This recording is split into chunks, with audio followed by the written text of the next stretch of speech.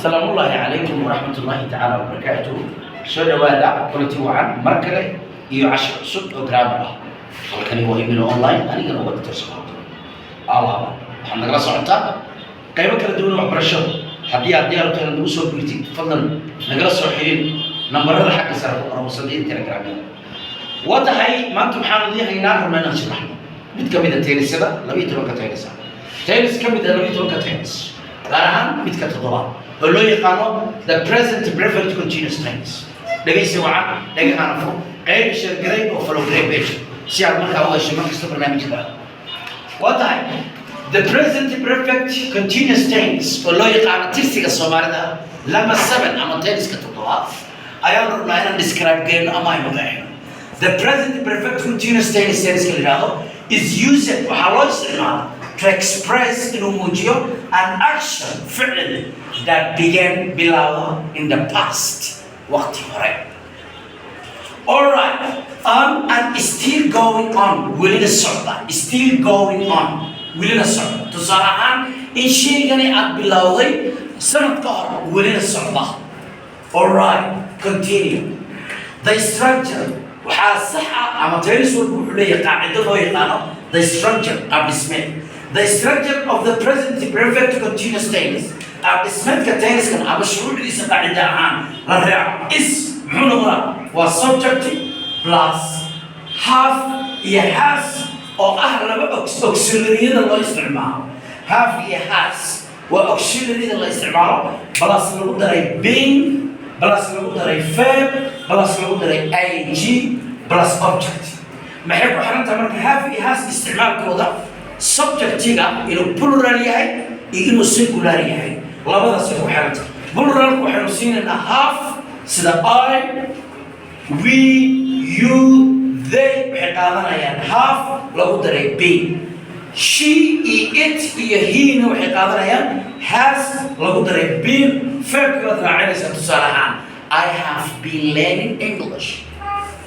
Ila soco.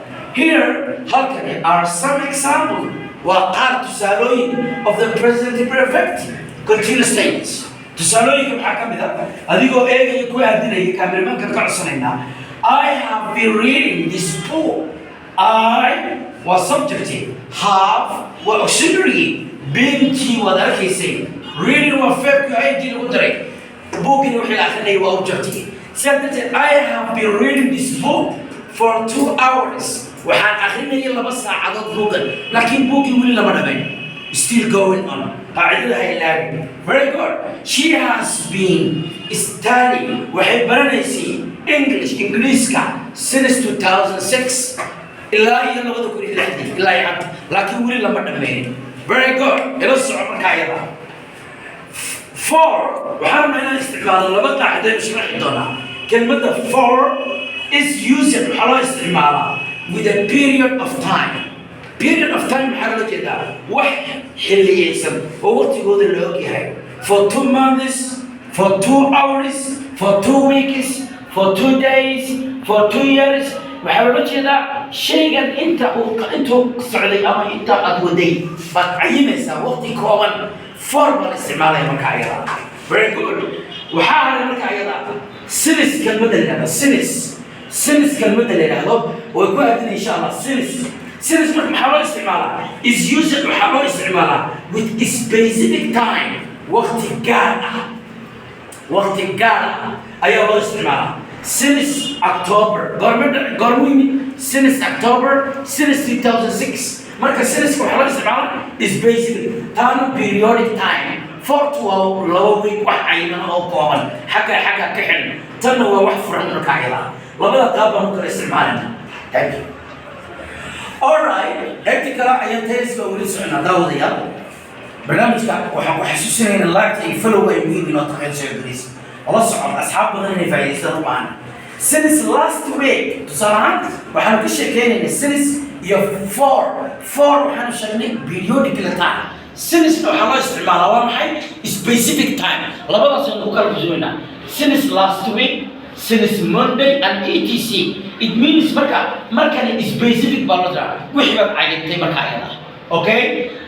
The question is met by putting سؤاشنا محايدة بدن إنه سميني أنه بدي دونا auxiliary تاينس auxiliary سمعوها have your has have your has أيات دي بدل لجينية in front of هكذا دي جاية هرتا subject هدي تسارع I وها مركو have هكذا يجينا يصير حتى ولا جاب حنايا محاول أورنايا have دي بدل لجينية مركو have I ولا أورنايا has she ولا أورنايا alright have they have we مركو question كذا سمعنا يرسل that is the question have I been reading ما نيجا بوك آخرني والسؤال auxiliary بدل لجينية أنا تايمز أولا نيجانا يبقى السؤال بس مني auxiliary بدل لجينية محيي مركا have I been reading this book for 2 hours book أنتي أنا نيجا آخرني يلا من ساعة has she been studying English since 2006